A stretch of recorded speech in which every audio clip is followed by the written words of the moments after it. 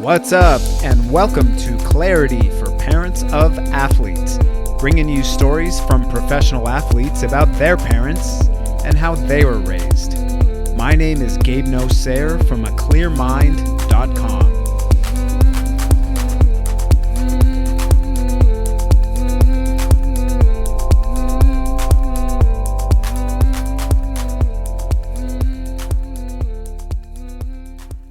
All right, and welcome to episode number 34. This one, I brought my lovely wife on again. She did such a great job last week talking about nutrition. And there was also a big key that she spoke about as far as the emotional component of staying healthy. So I wanted to bring her back for this episode as well. I told you a couple episodes ago, I've been holding on to an interview recording with Brian Weiss, who is the head men's soccer coach at Georgetown University. So I just haven't felt it's time to put that episode out there, and I will feel it out continuously and put it out when I feel like it's best and it's needed. It's a really good episode. I actually finished editing it today, so I'm excited to put that out there. I also have another recording with actually a very unique athlete. His name is Timmy Fairfield. He was a professional rock climber and climbed all over the world competitively, and really interesting background and story. And I'm really excited to put that one out there as well. So I appreciate your patience with both of those interviews. And of course, I'm always working on more interviews with amazing athletes, which as always is designed to help you and others make your and their parenting even better than it is. So as always, I ask that you please share this podcast, and also to please rate and review it, especially those users who are using Apple Podcasts. Just scroll to the bottom of the podcast page and you can see a little area to put your 5 stars, hopefully, and also write a review on there, what you think about the podcast. No matter what, I can take it if it's a 1-star review or a 5-star review, whatever you feel. Now, as I mentioned, I wanted to bring Angie back on for this episode to help people out there who are experiencing a lot of fear right now, because I know that is a real thing, no matter what their perspective on this situation is. There is a lot of fear going on. So this episode is full of a lot of good points, including different sides of fear and what we can do as individuals and the power that we have as individuals to help this situation, help the earth, help the universe, help each other, and help ourselves. So I hope you enjoy. All right, Angie, welcome back. How are you doing? I'm great, Gabe. Thank you for having me back. I really appreciate it. Of course. This is actually a first on Clarity for Parents of Athletes. It's the first time we've had a guest do a second appearance. How do you feel about that? Oh, I'm honored. Well, of course. You deserved it on many counts, mostly because I think it is much more interesting with you around and can give people a second opinion. And I think the show can be a little bit more entertaining right now during this time. And also, I think people could really benefit from what you have to say during this time. Thank you. I appreciate your confidence in me, and I'm honored to be here and to be the first ever second-time guest. Well, good. I'm glad you feel that honor. So obviously, there's so much going on in this world right now, and within our community and in the bigger community of our state and the country and the world.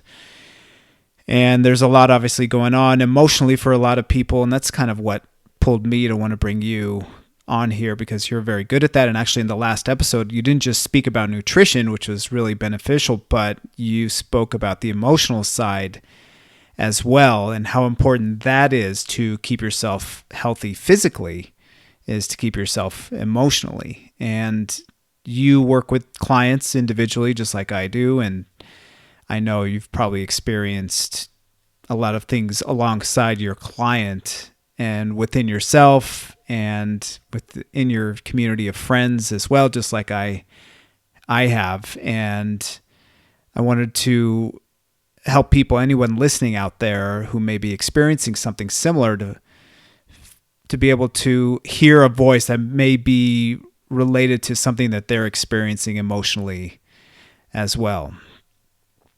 So talk to me. Like, what are some things? Don't look at me like that. No one can see that look except for me. So what are some things that I guess let's start with yourself. What have you noticed with yourself during the last week or so, or however far back you want to go into this experience, especially right now? Wow. Yeah, I've noticed a lot. It's been an ebb and flow. I call it riding the wave. Where you hear things on the news, you hear things from friends, you hear things on, and not just mainstream media. That me. We actually, both of us. We don't really partake of mainstream, just enough, to kind of have a handle on what's going on. But we also, question the mainstream narrative and just, try to be aware of and hold space for all the perspectives. And so, when you're open to that, it's certainly, you can hear some things that really upset you, even if you're not questioning the mainstream narrative, even if you're just watching the mainstream news. I wrote about this actually last week. And what I had said was, whether you're questioning the mainstream narrative and, entertaining ideas, just the fear of a restriction of our freedoms, which I think a lot of people are feeling right now, are fearing, and a failing economy, fearing, the virus itself, or, fearing something even worse, that there's something that we're not being told. There is a lot of that, and whether that's where you're coming from, or if you are, just taking everything at face value that you're hearing on mainstream media, either way, there's a lot of fear. If you're viewing it through the lens of fear and under the assumption that you are feeling something other than your thoughts, that your feelings are coming from outside of you. No matter who or what you believe to be the cause of, these current circumstances, you're going to have the same experience. We're going to feel like victims. we're going to feel powerless, helplessness, susceptibility, the sense of isolation, separation. The experience is the same, regardless of what our perspective is, on what is the cause, if we're viewing through the lens of fear. Yeah, and that's really where suffering comes from, is viewing through the lens of fear. And there's so many issues, like you mentioned. People, first of all, afraid of the virus, like you said, both for themselves, for family members, and the economic impact as well. It's been really interesting for me to see there are a lot of people posting things, and it seems to be easy for a lot of people who have jobs to post things about a certain topic, but then there are people without jobs who have this fear of not being able to survive for very long, would not be able to feed their families, not be able to provide for their families. And those are very, very real things. And I think some people are just viewing it from their own lens. But of course, that's absolutely natural for them to do that. But it's hard for them to view. It's hard for somebody who has, let's say, a government job, a city or state job, where they're an essential worker. It's hard for them to view life through the lens of somebody who worked at a restaurant for their money, and the restaurant isn't open anymore or has had to cut back. And not only that, they couldn't get unemployment because the unemployment system is overloaded, and the help that the SBA was providing ran out of funding as well. So there are people who are really, really suffering on another level. And I think it's important for for everybody, basically, to be able to see all the perspectives as possible, because this has become and I think it started really as a very polarizing topic, this virus. And I think it's crucial for everybody to empathize about what everyone's experiencing. They're experiencing some sort of fear, whether it's fear of the health issue, which is very real, and the fear of not being able to provide for families, and the fear of not having freedom as well. Everybody's experiencing that, like you just said. So how can we help people through this? Yeah, that's a really, really, really great point, Gabe. We're all experiencing this in different ways. We all have different perspectives. We're all in different circumstances, and yet having the same experience. And it is really tough. One of the things that you said was, having empathy. It is really important to empathize with one another, and also to allow ourselves to feel what we're feeling, and allowing others to feel what they're feeling. What I see out there is a lot of, just people calling people out, and that just makes it worse. That just increases the tension. If we can understand that everyone is having their own experience, if we can just allow everyone to have their own experience, to understand that nobody is ever going to be able to see from all sides, we're going to have a predominant perspective, and that's just natural. But if we can, see each other in our innocence, right? Instead of just seeing people in their guilt, like, shame on you for not seeing it the way that I see it, that's not helping anything. That's just inflaming the tension, and it amplifies that sense of separation from one another. And what's really going to, get us through this is coming together, seeing ourselves in each other, and allowing each other to have, the experience that we're having, and just loving each other through that. Yeah, that's absolutely the answer. But how we do that is another story. And I think one thing that helped me personally is I was just like I don't want to speak for other people, but I would say just like probably a lot of people, I've experienced a lot of different emotions from day to day and week to week, and sometimes hour to hour. And I was having a particularly, I guess, emotionally intense few minutes, or maybe even an hour. I can't remember, but this was last week. And I went to go get something. Our son, Issa, he wanted to do a gymnastics workout. So I went to the shed to go get his gymnastics mat, and something just hit me. It's like a little voice inside my head, not like the crazy type voice, that some people hear. I don't want to judge or anything, but where I'm coming from. We don't shame people. Okay, I'm not shaming. I'm not shaming. Voices. Okay, if you hear voices, that's okay. But for myself, it's like something struck me. It just said to trust the universe, and just trust.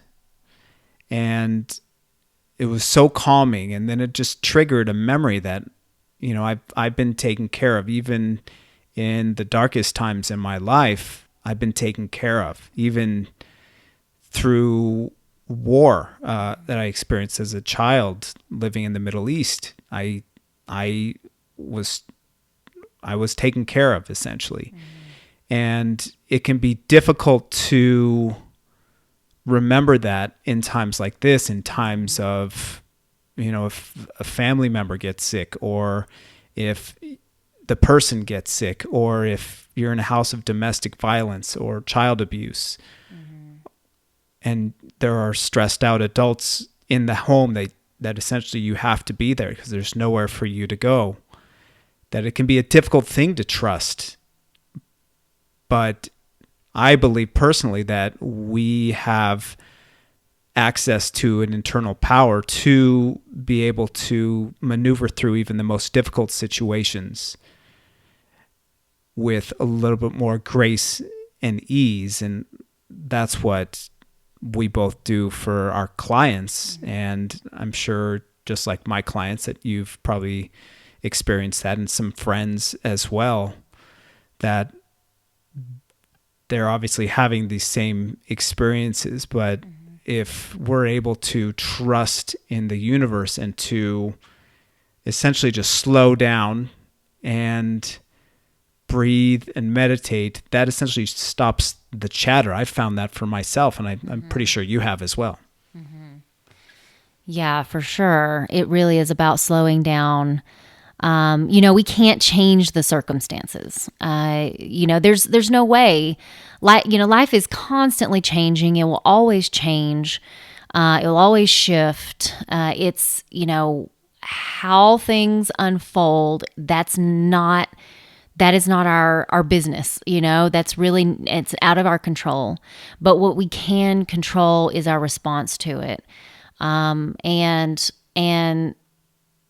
Slowing down, taking deep breaths. I think it was our coach who was sharing with me recently that 6 slow deep breaths is what's been shown in research to switch the nervous system and get us out of fight or flight and start the release of tonic chemicals in the body, and those tonic feel good neurotransmitters and neurohormones. So really slowing down, and because it's so easy when the body goes into fight or flight, it's really difficult for us to access that sense of peace and the wisdom that comes through when we're in that state. So helping the body to let go, to come out of fight or flight, will then support the mind in settling as well. Alongside of that, with our coach, he actually talked to me about a man named, and I've heard this name before, but at our last call that he and I had together, there's a man named Dr. David Hawkins, who measured consciousness in individuals. And I don't know the exact details how he did this, but he was able to see when somebody was in that state, when they were out of fight or flight, he could see the level of his or her level of consciousness go up. And what was most earth-shattering to me was that Dr. David Hawkins had a ratio. Basically, he said, for every one person that is at a higher level of consciousness, that person essentially wipes out 1,000 individuals who are at a lower level of consciousness. And I was completely blown away by this fact. And it really, the biggest point for me was that we all have individual responsibility to essentially help ourselves get to a higher level of consciousness more often, because we can go up and down levels of consciousness. It's absolutely normal because we have different emotions and different things happen throughout our experiences from day to day.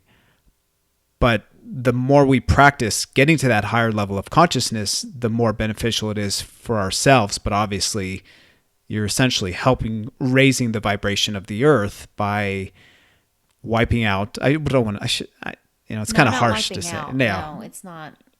Yeah, there's got to be a better way to say that. I think it's like, when we raise our consciousness, maybe it cancels out the effect of 1,000 people at a lower consciousness. It just raises the collective consciousness. That's a better way of putting it than wiping out. Yeah.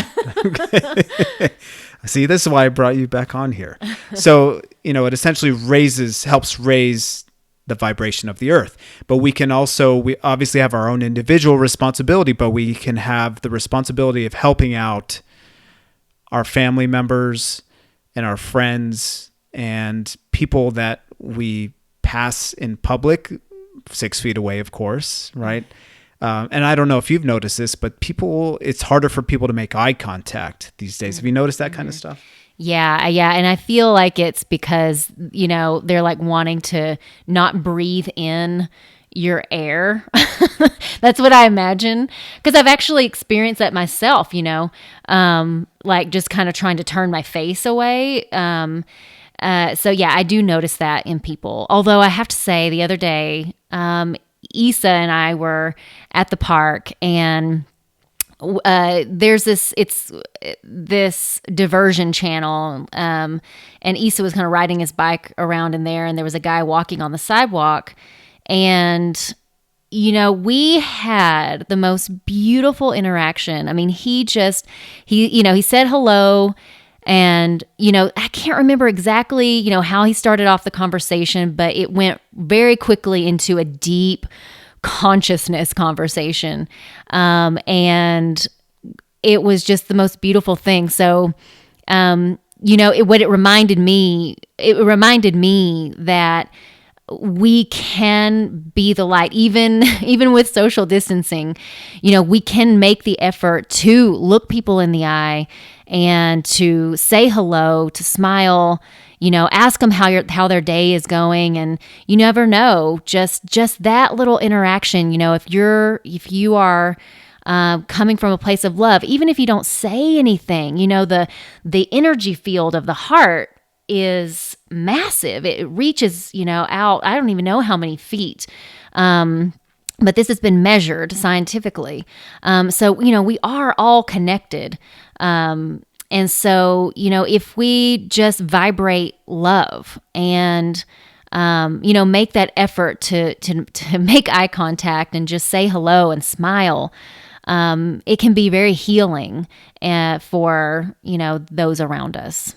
Yeah, beautifully stated. And one thing we have less of, I should say, right now is less connection with people. And that's the thing that we need the most of. If you can think to yourself, when you get a phone call from a friend or a loved one and they're at just connecting, especially at this time when we feel a little bit more gratitude because it's something that doesn't happen as frequently, and maybe we were taking it for granted before, but when we get those calls, you can imagine how good you feel. I know how good it feels for me to reach out to my friends and do some kind of video chat or shoot a text to somebody or to receive a text. It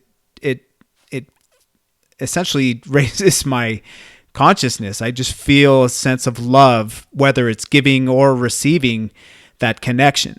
So I really urge everyone who's listening, to take that responsibility upon yourself and just connect with people. Mm-hmm. Try and pick 1 or 2 people a day, even if you're busy doing homeschool with your children, or if you're still working at home, or if you're not, just spend time connecting with people as much as possible, whether it's on the phone, video chat, or if you do take a walk out in nature, 6 feet away, of course. Take time to look at the other person, a random person, in the eye, because you don't know how much that could possibly mean to somebody to have that connection right now, because there are probably a lot of people who are feeling hopeless and helpless and powerless and lacking control in their lives and the situation. And love is always the answer for any type of fear or any type of negative, quote unquote, negative experience. And I've explained why I call it quote unquote, because those experiences always give us a chance to and an opportunity to look deeply into ourselves and to work through our stuff, basically. But anyway, I'm getting off on a little bit of a tangent. So you never know what a smile and a head nod can do for somebody. Mm-hmm. Yeah. And we do know, the research does show that social isolation is detrimental to our health. And so it really is important to be connecting with each other, even though we can't be with each other in person. And you are so good about that, Gabe, about making those phone calls. And as I tend to be a little more reclusive just naturally, So, I appreciate you making those calls and reaching out and including me in them because I know that it's really good for me, even though sometimes I don't feel like I have the time or that it's an appropriate time to be having phone calls. It's always an appropriate time to have phone calls, isn't it? Especially right after we make breakfast and we're getting ready to sit at the breakfast table. You mean while we're making breakfast and while we're eating breakfast? I just like to keep people in tuned with what really goes on in our lives now. Mm-hmm. Just we make breakfast just like everybody else or many people. Mm-hmm. Well, either way, I appreciate it. Even though sometimes I'm a little reluctant, I do appreciate it because it is so important to have those connections. And, it's never gonna, well, I guess I can speak for myself anyway. It's never gonna feel like the perfect time, to have that, to make that call. So just do it. Yeah. I agree wholeheartedly. And that's the antidote. And that's your homework assignment, whoever's listening out there. Reach out to somebody, 1 or 2 people a day, connect with them. Remember to connect with yourself, slow down, take those 6 deep breaths that Angie is talking about, which will help get you out of fight or flight and help raise your level of consciousness. And remember that 1 to 1,000 ratio we were talking about. That is so powerful to hear that we all have basically between the two of us right now, there's 2,000 people who we are helping out, which is amazing. And for everybody else listening, you have the power to do so as well, because we all receive energy and we all have a responsibility in how we put out that energy. And even though there's a lot of fear, which that's fine, feel your fear, but also remember you can slow down to experience something else and possibly experience that trust in the universe that we're all going to be okay one way or another. No matter what happens. Yeah, beautiful, beautiful. And that is so true, that we're going to be okay either way. And, I hear and I've certainly experienced, that fear of death. I think that's, on people's minds. And, the bottom line with death is that, we have to remember that, none of us are promised even, one more minute here on this planet and in these bodies. And, so obviously, we want to make the absolute most of it that we can and just be here now in this moment. We can't truly be in the past or the future. Those are just thoughts about the past and the future. So, being here now in this present moment, which connecting with the breath is really, really great for. It's, the breath is our access point to the now. But, back to death, I like to think of it as it's not the end. It's not the end that we tend to think that it is. We consciously know, most of us anyway, know in our heart of hearts that it's not the end. But when things get tricky, or when there is something like this virus spreading around quickly, we tend to forget that, and we're we become afraid of dying. And what's really important to remember is that it's just a transition into a different point of awareness. It never ends. We're infinite. We're eternal beings. We were never born. We'll never die. Not our soul, not our consciousness, just these bodies. And everything is happening and unfolding exactly the way it needs to happen and unfold. If we can develop that deep trust in life, and when we remember that we're one with that higher power, that, orchestrates all of life. For me, that's what brings me back to peace, is remembering that I am not separate. I'm not separate from that. And that I'm supported, that I'm safe, because I'm an integral part of the whole of, that source intelligence. Awesome.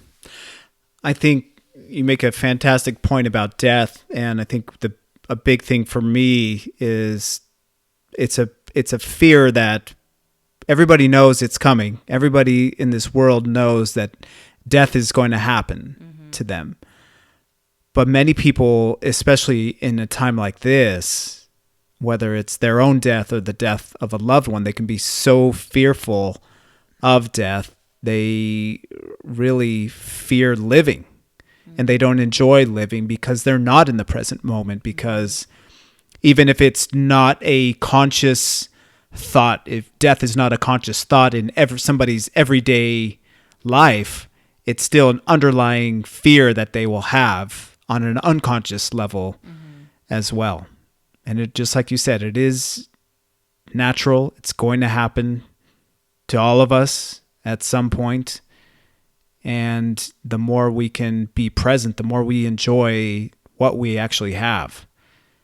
Even in the most difficult times, we start to see what is there, not what is lacking in our lives. Beautiful. Thank you. So I hope that helps. I hope bringing Angie on here again was helpful, and I enjoyed it. It was helpful for me, for sure. I thought this episode went very, very smoothly, and a lot of beneficial things to say. Do you have anything else to say? No, I think you summed it up very beautifully, and I've really enjoyed this conversation, and I'm grateful for the opportunity to come on and join you again. Well, you're always welcome. And do you want to say my sign-off phrase? Much love to you and many blessings.